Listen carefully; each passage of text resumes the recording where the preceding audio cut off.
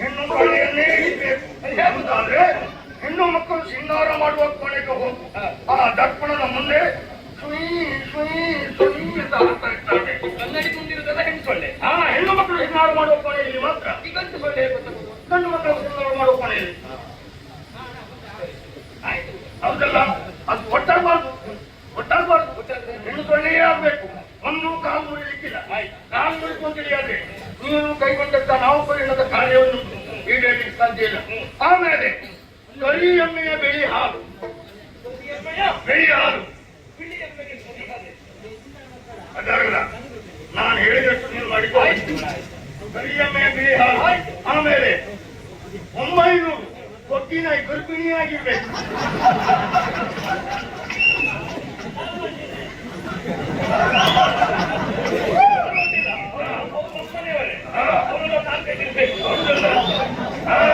ಆದ್ರೆ ಅದನ್ನ ತರುವ ಕಾರ್ಯಕ್ಕೆ ಒಂದೇ ಒಂದು ಗಂಡು ನಾಯಿ ಸಾಕು. ಒಂದೇ ಗಂಡು ನಾಯಿ ಸಾಕು. ಈಗ ತರ್ಲಿಕ್ಕೆ ಒಂದು ಸಾಕು. ಹೌದು, ಈಗ 900 ಗರ್ಭಿಣಿ ಆಗ್ಲಿಕ್ಕೆ ಒಂದಾಗದೆ ಬೇಕು. ಮತ್ತೆ ಹಾಗಲ್ಲ. ಆಮೇಲೆ ಕಾಡು ಕೋಣ ಇತ್ಯಾದಿ ಇತ್ಯಾದಿ ಪರಿಕರಗಳ ಜೊತೆಗೆ ನಿಂಬೆಹಣ್ಣು, ಕುಂಬಳಕಾಯಿ ಇತ್ಯಾದಿ ವಸ್ತುಗಳು ಬೇಕಾಗ್ತದೆ. ಅದೆಲ್ಲವನ್ನ ನೀನು ಸಕಾಲಕ್ಕೆ ಒದಗಿಸಿಕೊಟ್ಟೆ ಜಯ ಸಂಪಾದನೆ ಆಗುವುದು ಮಾತ್ರವಲ್ಲ, ವೈರಿಗಳಂತ ಶಕ್ತಿ ಎನ್ನುವುದು ನಿನ್ನ ಬರುವ ಹಾಗೆ ನಾನು ಪ್ರಯತ್ನಿಸ್ತೇನೆ. ನೀವು ಆಯ್ಕೆ ಮಾಡಿದ ತಕ್ಷಣ ನಾವು ಮೂಲ ಕುಂಬಳೆಯನ್ನು ಸೇರುವುದೊಳಗೆ ಅಲ್ಲಿಗೆ ಬಂದು ನಮ್ಮ ಸ್ಥಳಕ್ಕೆ ಬರ್ತಾರಲ್ಲ, ಅಲ್ಲಿ ಬಂದು ಮುಟ್ಟಿದ್ರೆ ನಾವಲ್ಲಿ ಹೋಗೋಣ.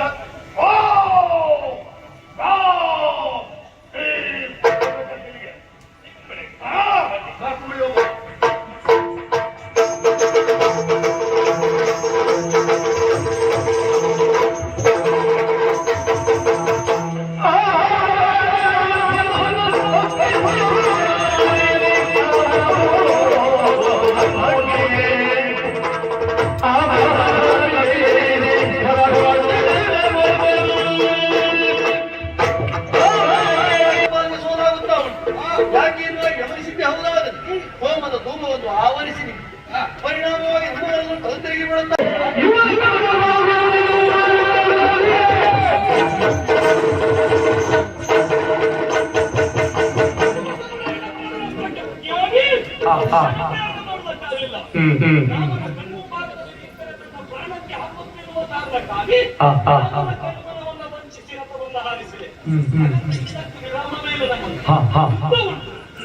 ಮಾಡುವುದು ಯಾರಲ್ಲಿ? ಒಬ್ಬ ಇದ್ದಾನೆ ಅಧಿಕಾರಿ ಪಕ್ಷದಲ್ಲಿ ಕದನ ಕಲಿಗಳನ್ನ ರಣಕ್ಷೇತ್ರಕ್ಕೆ ಕಳುಹಿಸಿ ನಮ್ಮಪ್ಪ. ಹಾಗಾದ್ರೆ ವಿಶ್ವಾಸದ ಮಾತು ನೀನು ಒಪ್ಪಿಕೊಂಡಾಗ ಆಯ್ತಾ? ರಾವಣನಿಗೆ ಗೆಲ್ಲುವುದಕ್ಕೆ ಸಾಧ್ಯ ಇಲ್ಲ. ಒಂದವರಿಂದ ಸಾಧ್ಯವನ್ನು ಬೇಕಾಗಿರಿಸಿಕೊಂಡ ಆಳೊಬ್ಬನನ್ನ ಗೆಲ್ಲುವುದಕ್ಕೆ ಕಳಿಸ್ತಾನೆ ಅಂತಾದ್ರೆ ಒಬ್ಬ ಸೇನಾಧಿಪತಿಯನ್ನು, ಸರಿ ಮಂತ್ರಿಯನ್ನು, ಸೈನಿಕನನ್ನು ಮಹಾರಾಜ ಆಜ್ಞೆ ಕೊಟ್ಟು ಯುದ್ಧಕ್ಕೆ ಕಳಿಸ್ತಾನೆ ಅಂತಾದ್ರೆ ಮಹಾರಾಜನಿಗೆ ಬಲ ಅಲ್ಲಲ್ಲ, ನಿಮ್ಮ ಬಲನವರ ಕುರಿತಾದ ಆಕ್ಷೇಪ ಅಲ್ಲವನ್ನಂತದ್ದು. ಹಾಗಿದ್ರೆ ರಾವಣ ಬರಬೇಕು ಶೂನ್ಯ ಆಯ್ತು ಎನ್ನುವಾಗ ನೀನು ಒಪ್ಪಿಕೊಂಡಾಗ ಇನ್ನೆಲ್ಲ ಕೇಳ್ತೇನೆ. ಯಾವುದು ಸುಮ್ಮವ ಪವಿತ್ರನೇ ಹೌದಾ? ಸುಮ್ಮವಿರುವಾಗ ರಕ್ತಬೀಜನಾಗಲಿ, ಧೂಮ್ರಾಕ್ಷನಾಗಲಿ, ಚಂಡಮುಂಡರಾಗಲಿ ದೇವಿಯನ್ನ ತರುವುದಕ್ಕೆ ಹೋಗಿ ಯುದ್ಧ ಮಾಡಿ ಯಾಕೆ ಸತ್ತರು? ಸುಮ್ಮನಿಗೆ ಬಲ ಇಲ್ಲದಲ್ಲ. ಕಾರಣ ಏನು? ನಮ್ಮ ಆಳುಗಳವರು ಅರಸನಿರುವಾಗ ಆಳು ಹೋಗಬೇಕು, ಅರಸನ ಆಳುಗಳಿರುವಾಗ ಅರಸ ಹೋಗುವುದಲ್ಲ. ಆಳುಗಳಿಂದ ಆಗದಿರುವ ಆ ಕಾಲಕ್ಕೆ ಅರಸ ಬರಬೇಕು. ಇಲ್ಲಾಗದು ಹಾಗೆ. ಈ ನನ್ನಪ್ಪ ಅಧಿಕಾರಿಯಾದ ನಮ್ಮಪ್ಪ ಆಳುಗಳಾಗಿರುವಂತೆ ನಮ್ಮನ್ನು ಬಳಸಿಕೊಂಡಿದ್ದಾರೆ. ಈಗ ಒಂದು ವೇಳೆ ನಮ್ಮಿಂದ ಪ್ರಧಾನ ಕಾರಣ ಏನುಂಟು? ಸೀತೆಯನ್ನು ಕರೆದೊಯ್ಯುವ ಕಾಲಕ್ಕಾದ್ರೂ ತಟಾಯಿನಂತವರು ಎದುರಾದ ಕಾಲಕ್ಕೆ ಹಾಗಾದ್ರೆ ಎಲ್ಲ ಶಕ್ತಿಗಳಿಗೂ ಮೂಲ ಕಾರಣಿಕರು ದೇಹದಲ್ಲಿ ದೇವೇಂದ್ರ.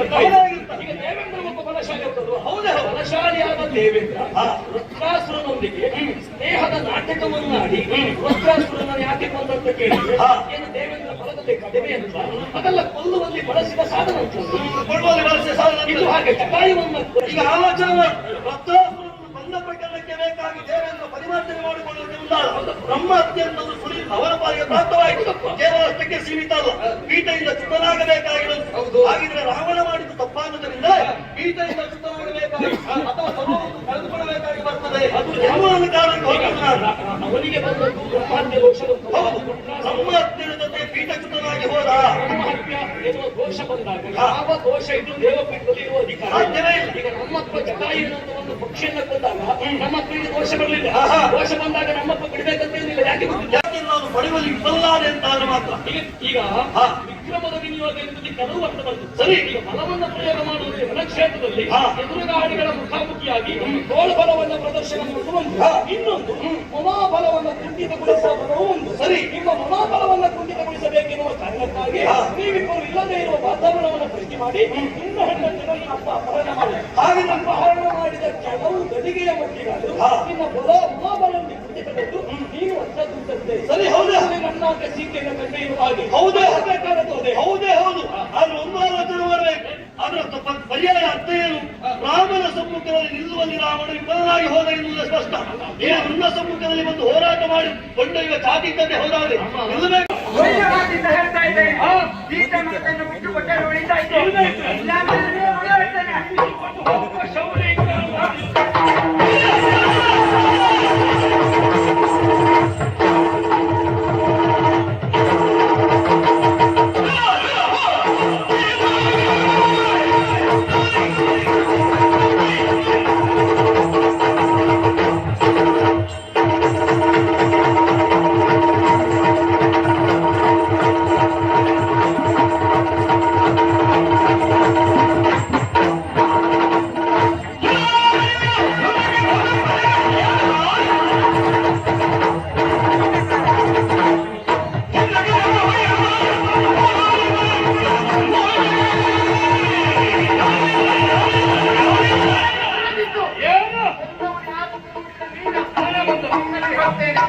ಅಪ್ಪ ತಪ್ಪು ಮಾಡಿದ ಹೋದಂತಾದ್ರೆ ಮಗವಾದನ್ನು ಬುದ್ಧಿ ಹೇಳುವುಂಟು.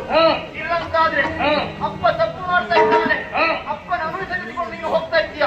ನೀನು ಮಾಡುದು ಶುದ್ಧ ಅಪರಾಧ. ಹಾಡುಗಳು ಹಣೆ ಹೇಳುದಲ್ಲ, ಹೇಳದಿದ್ದು ನಾನು ಮಾತಾಡ್ತೇನೆ. ಹೇಳುವ ಅಧಿಕಾರ ಕೊಟ್ಟೆ.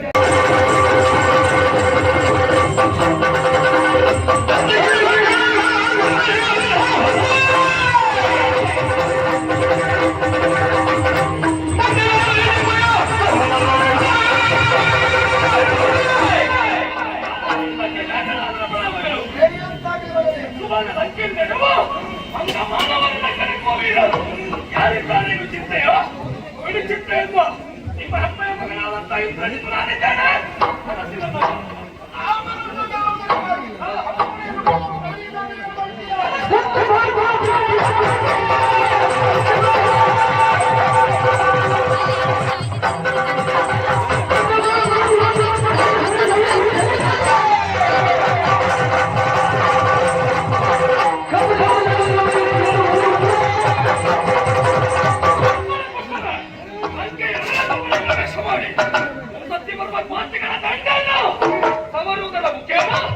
ನಿಮಗೆ ಜಯವನ್ನು ತಂದುಕೊಳ್ತೇನೆ. ಅರಸಿ ನಮ್ಮನ್ನ ನಿನ್ನ ಮಾತನ್ನು ಕೇಳಿ ಬಹಳ ಸಂತೋಷವಾಯಿತು. ಆದರೆ ಏನು ಮಾಡೋಣ ಹೇಳಿ? ನಿನ್ನಂತೆ ಅಪ್ಪಣೆ ಪಡೆದುಕೊಂಡು ಹೋದವರು ತಿರುಗಿ ಹಿಂದೆ ಬಂದವರಿಲ್ಲ.